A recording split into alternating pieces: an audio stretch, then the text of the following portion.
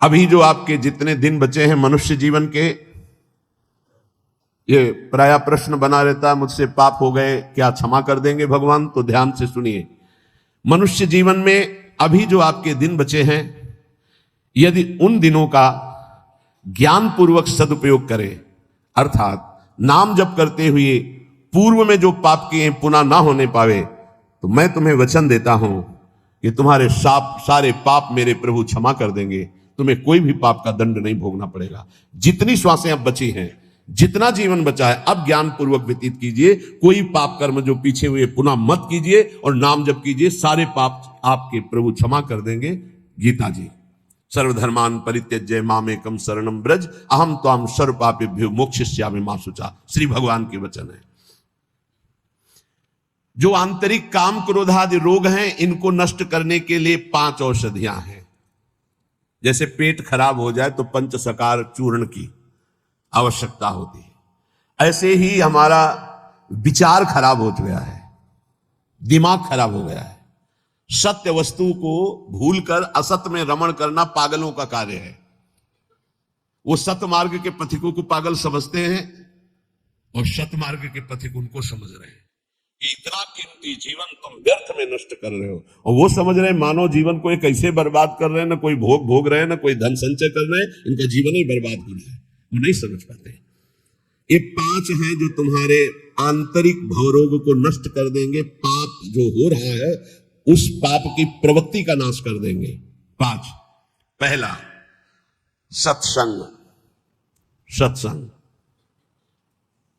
अगर भगवान की कृपा हुई है तभी सत्संग प्राप्त होता है। प्रथम भगति संतन कर संगा, दूसरी रति मम कथा प्रसंगा। सबसे पहली कृपा भगवान की होती है कि सत्संग प्राप्त होता है। अहो भाग्य रोज सत्संग प्राप्त हो। अहो भाग्य। जिस दिन होता कि आज पूज्य श्री मथुरादास जी कथा करने नहीं आएंगे, उनका स्वास्थ्य खराब है, या आज उनकी निर्जला एकादशी है, उस दिन ऐसा लगता है जैसे वज्रपात हो गया हो कि आज महापुरुषों के चरित्र सुनने को नहीं मिलेंगे। जो महापुरुषों से सत्संग प्राप्त, वो फिर और जैसे रबड़ी पाने के बाद गुड़ का शीरा चाटने की इच्छा नहीं होगी। यद्यपि वो भी मीठा होता है, वो भी पवित्र गन्ने के रस से बनता है, पर नहीं, जो रसमलाई पा चुके हैं ना, उनको फिर गुड़ का स्वाद नहीं आएगा। ऐसे ही जो सच्चिदानंद में डूबे हुए महापुरुषों के वचनों को श्रवणेंद्रिय से पान कर लिए ना, फिर वो केवल शाब्दिक प्रवचन में उसका श्रवणेंद्रिय स्वाद नहीं ले पाएगी।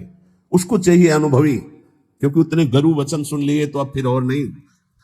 अगर भगवत प्राप्त महापुरुष का सत्संग सुन लिया तो इन कानों की इतनी गरु स्थिति हो जाएगी कि वो हल्का शब्द सुन ही नहीं सकते।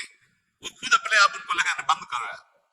वो कान इतने बड़े व्यसनी हो चुके हैं भगवदानंद के कि बिना भगवदानंद प्राप्त हुए महापुरुष के वचन उसे अच्छे ही नहीं लगेंगे। जब द्रवै दीन दयालु राघव तो साधु संगति पाइए। पहला है आंतरिक रोगों के नाश करने का उपाय सत्संग। जिसे सत्संग मिल गया तो बड़ी भारी विजय प्राप्त करने का अवसर मिल गया। रोज सत्संग में असत विकारों के प्रति हे भाव और भगवान की प्राप्ति के लिए उत्साह पैदा होता है, रोज जो सत्संग सुनते हैं। दूसरा, पहला सत्संग, दूसरा स्वाध्याय। जो हमारे आचार्य की वाणी है, जो गुरुदेव ने आदेश किया जिन ग्रंथों का स्वाध्याय करने के लिए, उन्हीं ग्रंथों का स्वाध्याय करना चाहिए। स्वाध्याय का मतलब नहीं कि कुछ भी स्वाध्याय करो, नहीं, गुरुदेव के अनुसार शास्त्र स्वाध्याय करना चाहिए, जो गुरुदेव आदेश कर रहे हैं। जो आचार्य वाणी है, जो हमारी उपासना में हमको पुष्ट कर सकते हैं, वही स्वाध्याय करना चाहिए। तीसरा है आहार, स्वल्पाहार। सत्संग, स्वाध्याय, स्वल्पाहार। आहार का बहुत बड़ा रोल है जीवन के उत्थान में। भगवान शंकराचार्य जी ने भी साधन पंचक लिखा है, उसके एक एक शब्द का आगे श्लोक तो बहुत बड़े। वेदो नित्यम अधीयताम संगा सत्सु विधीयताम महावाक्यार्थस्य विचारिताम क्षुद व्याधि चिकित्सताम एकांते सुखमास्यताम। 5 बातें, इन्हीं का विस्तार वर्णन किया है। वेदो नित्य मधीयताम, नित्य शास्त्रों का स्वाध्याय होना चाहिए। संगासत्सु विधीयताम, भगवत प्राप्त महापुरुषों का संग होना चाहिए। महावाक्यार्थस्य विचारताम, उनके द्वारा जो बोले गए वचन है उनको विचार करके चिंतन के द्वारा अपनी स्थिति बनानी चाहिए। चौथा अपने आप कहा, जो इसमें तीसरे में स्वल्पाहार है उसमें कहा क्षुध व्याधित चिकित्सताम, क्षुधा रूपी व्याधि की चिकित्सा करे, भिक्षान्नम औषधम, जैसे व्याधि की औषधि के द्वारा तो क्षुधा रूपी व्याधि की भिक्षान्न के द्वारा विरक्त और धर्म के द्वारा कमाए हुए अन्न से ग्रस्त, वो भी स्वल्पाहारम, भूख से कम।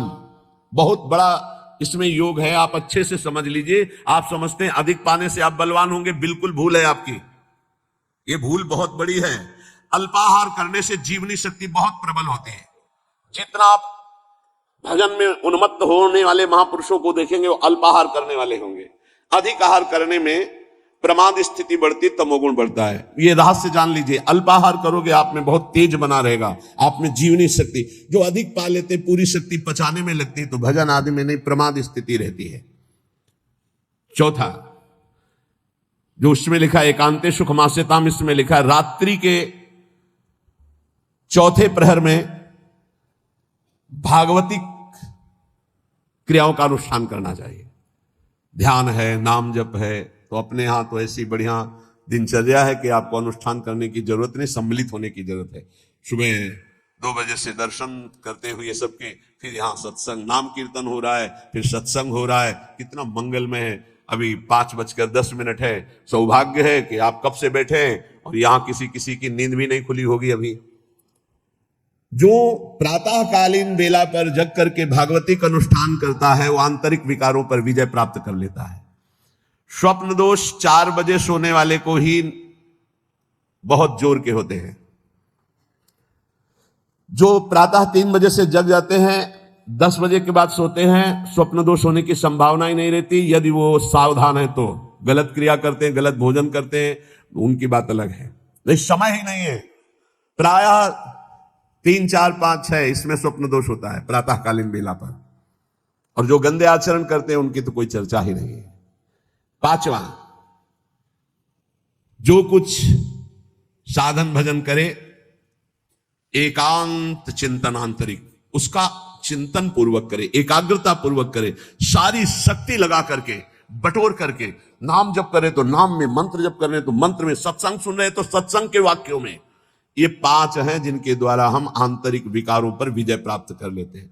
पहला सत्संग, दूसरा स्वाध्याय, तीसरा अल्पाहार, चौथा प्रातःकालीन बेला पर उठकर भागवतिक अनुष्ठान, 5वां जो कुछ भी करे एकाग्रता पूर्वक सारी शक्ति लगाकर उसी में। जो अपने ऊपर हर समय ईश्वर की, आराध्य देव की कृपा का अनुभव करता रहता है, ये बहुत बड़ी बात है। हर परिस्थिति में बड़ी कृपा, श्री जी की बड़ी कृपा, श्री जी की बड़ी कृपा। एक हमने संत भगवान को देखा, वो बल्ब ऐसे लगा रहे थे तो चूक हो गई, तो वही किसी कनेक्शन में कहीं छू गए, मारा ऐसा झटका, तो सीढ़ी गिरी, सीढ़ी से सीढ़ियों पे आकर के गिरे, उससे नीचे चबूतरे के नीचे आके गिरे, काफी चोट लग गई थी। तो दौड़ करके उनको उठाया तो उनका बड़ी कृपा, निपट गए, बड़ी कृपा, निपटा दिया प्रभु ने। बड़ी बात थोड़ी में निपटा दिया, बड़ी कृपा। और मुस्कुरा रहे थे और कई जगह चोट दिखाई दे रही थी। ये संत हृदय, बड़ी कृपा, निपट गए। बड़े अपराध को छोटे में काट दिया, निपट गए, बड़ी कृपा। जब अपने दास के ऊपर प्रभु कृपा करते हैं तो उसके हृदय में सद्गुणों का खजाना खोल देते हैं, जो हर समय अनुभव करता रहता मेरे ऊपर बड़ी कृपा है। फिर उसको अपने आप में मिलाकर एक कर देते हैं, चाहे भक्ति में हो चाहे ज्ञान में, बचता एक ही है। 2 जब तक बचे तब तक विचार अभी ऊंचाई पर नहीं पहुंचे। ब्रह्म नहीं, माया नहीं, नहीं जीव नहीं काल, अपनी ही सुध ना रही, एक रहे हो नंदलाल। ना काहू सो बोलिबो ना कोई व्यवहार, अपनी कुंवर किशोरी को जियत निहार निहार। एक लालू प्रिया एक है, इनको दोनों देखा जाए। जो हर समय अपने इष्ट की कृपा का अनुभव करता रहता है तो इष्ट उसके हृदय में गुणों का खजाना खोल देता है और उसको अपने में मिला लेता है, एकता कर लेता है, अर्थात इष्टमय हो जाता है। तस्मित् जने भेदा भावात। अब उसकी दृष्टि बड़ी महिमामय, गौरवमय हो जाती, जिधर दृष्टि जाती उधर परमात्मा तत्व का दर्शन करता है। ऐसी स्थिति सच्चिदानंद रस में भरपूर होती है, ना अहंता होती ना ममता होती है। पर यह होता उन्हीं के ऊपर है। एक होते हैं जो केवल जीभ से नाम जप करते हो, जीभ से गुणानुवाद करते हैं, अंतःकरण विषय चिंतन करता रहता है। ध्यान देना, बहुत उत्तम बात वर्णन हो रही।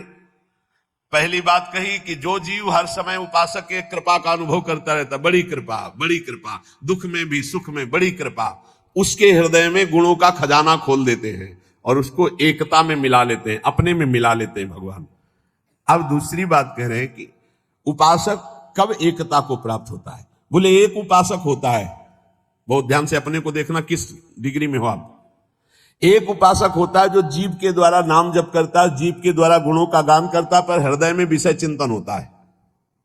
दूसरा उपासक होता है जो जीव के द्वारा नाम जप करता है, गुणानुवाद करता है, अंतःकरण भी उसी में जुड़ा हुआ होता है, ये विशेष कृपा पात्र होता है।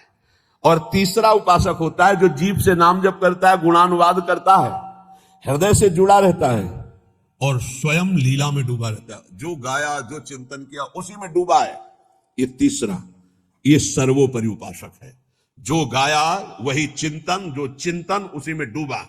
एक गान कर रहा है लेकिन चिंतन विषय का हो रहा है, एक गान भी कर रहा है, चिंतन भी कर रहा है, एक गान भी कर रहा है, चिंतन भी कर रहा है, डूबा भी उसी में है, सुध ही नहीं। ये है उत्तम अवस्था उपासक की। बहुत जोर की बात है, ऐसा ही होना चाहिए। जो जप कर रहे हैं, जो गान कर रहे हैं, उसी का चिंतन कर रहे हैं, उसी में डूब रहे हैं। पहला जो नाम जप कर रहा है, गुणगान कर रहा है, हृदय से विषय चिंतन कर रहा है, वो उसको इस लोक और परलोक के भोग परास्त कर देते हैं। बहुत सावधान, ऐसा उपासक भ्रष्ट होने में देर नहीं लगेगी। जिसका वाणी से गान हो रहा है और हृदय से भी चिंतन हो रहा है, उसको इस लोक और परलोक के भोग अच्छे नहीं लगते, पर परास्त करने की गुंजाइश है। लेकिन तीसरा जो मनन करके डूबा हुआ है, त्रिभुवन का भोग, सामर्थ्य नहीं कि उसको लुभायमान कर सके, भ्रष्ट कर सके। तीसरी बहुत ऊंची स्थिति है। जो गृहस्थी में रह करके अपने परिवार से हंसता है, बोलता है, व्यवहार करता है, खाता पीता, चलता उठता बैठता है, पर ऐसे जैसे विदेश में आए हुए मेहमान। गृहस्थी में कैसे भगवत प्राप्त? बोले जो अपने परिवार के साथ हंसता है, खाता पीता, बोलता, व्यवहार करता है, बढ़िया, सब वैसे ही, लेकिन वो वैसे जैसे किसी मेहमान के यहां गया हो। उसको पता है रहना नहीं, देश बिराना है, ये भी छूटेंगे, शरीर भी छूटेगा, जाना है, मुझे प्रभु के पास जाना है। क्योंकि अपने परम प्रिय सखा प्रभु को हृदय में निरंतर चिंतन करते हुए ऊंची स्थिति को प्राप्त है कि मुझे भगवत प्राप्ति करनी है। ये सब केवल एक व्यवहार मात्र है। वो उस स्थिति में परिवार में रहता हुआ, संसार में रहता हुआ शायद ही कोई समझ पावे कि कितनी ऊंची कोटि का महात्मा है वो। गृहस्थ में रहते हुए, जो अपने परिवार में रहते हुए प्रेम व्यवहार करते हुए, कमाते खाते हुए, हर समय भगवत स्मरण करते हुए ऐसे रहता है जैसे किसी मेहमान के यहाँ कि मुझे तो जाना है, ना घर मेरा, ना मकान मेरा, नई वस्तु मेरी, नाथ सकल संपदा तुम्हारी, मैं सेवक समेत सुत नारी, मुझे तो आप चाहिए। देखो, जब तक तुम संसार की कामनाओं से निवृत्त नहीं होगे तो ये संसार तुम्हें फंसाए रखेगा। तुम्हारा सारा साधन भजन जो परलोक प्रदान करने वाला है, ये संसार नष्ट कर देगा। संसार की कामनाओं की जब तक निवृत्ति नहीं होती तब तक संसार फंसाए रखता है, और ये जितना साधन भजन बनता है सब खा जाता है संसार। तुम कहलाओगे भगत, लेकिन तुच्छ विषयों में अपने भजन को बेचने वाले भगत नहीं कहलाते। तुम जैसे तैसे अपनी इंद्रिय और मन को बिखेर रखा है, इंद्रियां मन तुम्हारे भजन को नष्ट कर रही है। अत्यंत तुच्छ असत जड़ दुख रूप भोगों में वो मूर्ख अपने भजन को छीन कर देता है, भजन को बर्बाद कर देता है। इसलिए इस संसार की लौकिक वस्तुओं को जो तुम्हें प्राप्त है भगवद अर्पित करके प्रसाद रूप भोगो, और निर्मल परमानंद की प्राप्ति के लिए कोई इच्छा मत करो, अपने भजन को बचा के रखो। ये पदार्थ आदि तो भगवान अपने आप तुम्हारी व्यवस्था करेंगे, तुम भजन से भगवान की प्राप्ति की चाह करो। जो इस बात को स्वीकार कर लेते हैं उनके अंदर एक नई कामना जागृत होती कि कुछ लोग तो ये जान जाएं कि मैं भजन करता हूं, ये बहुत जोर की इच्छा होती है। हमें और कुछ भोग नहीं चाहिए, इतना तो है कि लोग ये हमारा सम्मान कह के करे कि बड़ा भजनानंदी है, बड़ा त्यागी है, बहुत अच्छा है, गृहस्थी में रहते हुए महात्मा है या विरक्ति होते हुए कितना बढ़िया महात्मा है, ये कान सुनने के लिए लालायित रहते हैं। लोग मेरी योग्यता को जाने कि मैं कितना अच्छा हूं, ऐसी इच्छा जो करता है तो इच्छा करते ही वो परम पद का अधिकार खो देता है। समझ लो, लोगों में जानकारी फैलाने की इच्छा मतलब संसार में सतबुद्धि, मतलब प्रतिष्ठा कीर्ति की चाह, मतलब भगवत प्राप्ति की योग्यता खो देना। ये तीन बातें बड़ी दुर्लभ हैं। निर्धनता में भी दूसरों की सेवा करने का, दान देने का उत्साह, एकांत में पापाचरण ना करने की दृढ़ भावना, ये बहुत कठिन बातें, बहुत कठिन बातें। निर्धनता में भी दान देने का, दूसरों की सेवा करने का उत्साह, एकांत में कभी पाप ना करने की दृढ़ भावना, और जिससे भय लगता है ऐसा कभी कोई वचन, आचरण, संकल्प मन में ही ना आने पाए। भय लगता है पाप कर्म से, पाप कर्म ही भय प्रदान करता है। तो पाप कर्म से कैसे निवृत्त हो, क्रम बाई क्रम वर्णन कर रहे हैं। तो जो पाखंडी लोग हैं इनका संग का त्याग कर दे, पाप निवृत्ति के लक्षण, पाप तुमसे बनेंगे ही नहीं। पाखंडी लोगों से दूर रहना, खुली बात कह रहे हैं। महापुरुषों के वचन किसी से कोई लेना देना नहीं रहता, इसलिए मस्ती से बोलते हैं।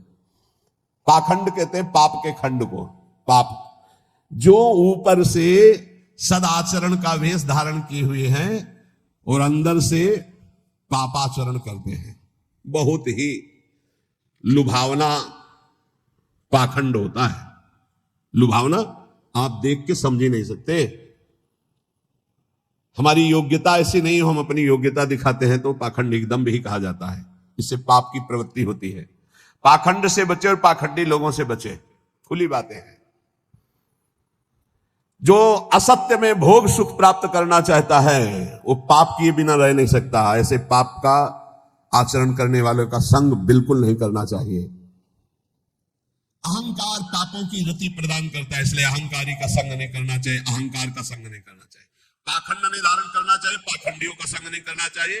असत्य के भोग की लालसा पाप करवाती है और असत्य के भोगों में रत पापियों का संग नहीं करना चाहिए। अहंकार ही भोगों में रत कराता है, इसलिए अहंकार नहीं अंदर आने देना चाहिए और अहंकारियों का संग नहीं करना चाहिए। प्रभु की ओर अग्रसर होने वाले जितने साधक हैं उनको सावधान रहना चाहिए ऐसे अहंकारी असत भोगों में लगे हुए पाखंडियों से। कल्याण के मार्ग पर चलना है तो अधर्म और अनीति और पाप कर्म छोड़ने की दृढ़ प्रतिज्ञा करनी होगी। अगर हम सावधानी से नहीं संग करेंगे तो बहुत ही पाखंड का बोलबाला है। आप ऐसा ना समझ लें, कलिकाल है, ये मन चले लोग जो भगवान की प्राप्ति का कोई मार्ग ही नहीं जानते, जिसकी बातचीत में थोड़ा भी लोभ दिखाई दे, जिसकी बातचीत में थोड़ा भी काम आदि दोष का लक्षण दिखाई दे, कभी संयोग नहीं करना चाहिए, चाहे जितना बड़ा कोई हो, दूरी बना के रखनी चाहिए। इसीलिए पहला शब्द लिखा है पाप की निवृत्ति के लक्षण, तो बोले पाखंड और पाखंडी लोगों के संग का त्याग कर देना चाहिए। दूसरा, असत्य भोगों में जिनकी रति है उस असत्य भोग और असत्य भोगों में रति करने वाले का त्याग कर देना चाहिए। तीसरा, अहंकार और अहंकार की वृत्तियों में फंसे हुए लोगों का, इनका त्याग कर देना चाहिए। जिसको कल्याण मार्ग में चलना है अधर्म अनीति और पाप कर्म छोड़ने की दृढ़ प्रतिज्ञा करनी चाहिए। जो पीछे पाप हो गए हैं वो इसी प्रतिज्ञा से भस्म हो जाते हैं। कभी भी ये नकारात्मक भाव रखने वालों का संग करने वाला सकारात्मक भाव में आगे नहीं बढ़ सकता है, इसलिए बहुत सावधान रहना चाहिए। जो सांसारिक मान बढ़ाई कीर्ति परिस्थिति वस्तु रुपया आश्रम इनकी प्राप्ति की चाह रखता है वो कभी भगवान की प्राप्ति की चाह करने वाला हो ही नहीं सकता है। जो त्याग की हुई वस्तुओं का पुनः भोग करता है वो श्वान के समान होता है, वो साधु नहीं होता है। श्वान समझते, सम्मान शब्द सूचक श्वान है, नहीं उसको कुत्ता कहते हैं। बमन को कौन खाता है? कुत्ता। तो रमा बिलास राम अनुरागी तजत बमन जिम जन बड़ भागी, बमन के समान भगवान के भक्त संपूर्ण भोगों का त्याग कर देते, तो वमन के समान त्यागे हुए भोगों को पाने वाला श्वान कहा जाता है। भक्त भगवत प्रसाद पाता है और जीवन को भगवत प्रसाद में करता है। यहां खुली महापुरुषों की बातें हैं, कोई लगा लेश नहीं है। उपास्य प्रभु का स्मरण सेवन करना, प्रभु की प्राप्ति के लिए सारे स्वार्थों का त्याग कर देना, अंतःकरण को भगवदाकार बनाना, कोई भी जीवन में ऐसा आचरण ना हो जो संतों ने ना किया। वो कभी आचरण नहीं होना चाहिए जो संतों ने कभी नहीं किया। ये ध्यान रखना चाहिए। वेश धारण करके हमसे अगर कोई गलती है, मुझे त्याग देना चाहिए, हमें सुधारना चाहिए। आहार निद्रा, इन पर विशेष शासन करता है, चाहे गृहस्थी का साधक हो चाहे विरक्ति का। आहार निद्रा, इन पर शासन करे। वैराग्य का एक भी लक्षण कम ना होने पावे। अगर एक भी छेद हो जाए तो जैसे घड़ा भर नहीं पाता, ऐसे अंतःकरण पूर्ण दृढ़ भगवत मार्ग में नहीं लग पाएगा यदि वैराग्य का एक भी लक्षण कम हुआ। जो बात तुम्हारी गुप्त हो उसे कभी मत बोलो। अय वैरागी, अय भगवत मार्ग के पथिक, जो बात तुम्हारी गुप्त हो कभी मत बोलो। भागवतिक, व्यवहारिक, लौकिक, पारमार्थिक। क्यों? लोग उपहास करेंगे, तुम्हारी बात की गहराई को नहीं समझ पाएंगे। अगर आपसे कोई गलती भी हो गई है तो महापुरुषों से बोलो, संसारियों से नहीं। हमें लगता है बोलने की जरूरत नहीं, वो खुद जान जाएंगे, वो कृपालु हैं, वो हमें संभाल लेंगे। संदेह वाली वस्तु, संदेह वाले व्यक्ति, संदेह वाला आचरण कभी मत करो। जिस व्यक्ति पर संदेह हो कभी मत मिलो, जिस वस्तु में संदेह हो कभी मत खाओ, जिस आचरण पर संदेह प्रमाणित ना हो कभी मत करो। बहुत ध्यान से सुनना है, बहुत जरूरी है। हम आपके लिए भोग बना करके लाए हैं और आपकी दृष्टि में तत्काल अंदर आया, नहीं पाना चाहिए, बिल्कुल नहीं पाना, चाहे अमृत हो, हटाओ उसको, बिल्कुल नहीं पाना। ये भागवतिक संकेत होते हैं। जिस व्यक्ति के मिलने में संदेह लगे, ये हमें कम समझ में आया, कभी नहीं मिलना चाहिए। जिस वस्तु में संदेह हो जाए कभी नहीं पाना चाहिए। जिस क्रिया में संदेह हो जाए कभी नहीं करना चाहिए। भगवत मार्ग के पथि को जो बात अपनी गुप्त हो उसे कभी प्रकाशित नहीं करना चाहिए। भविष्य की चिंता भक्त नहीं करता। अगर भविष्य की चिंता कल क्या होगा तो तुम शरणागति में कलंक हो। लाभ और हानि ये हमारे सामने कोई मान्यता नहीं रखते। इसमें हम प्रभु के विधान को देखकर प्रसन्न होते हैं। दूसरे की चर्चा कभी मत छेड़ो।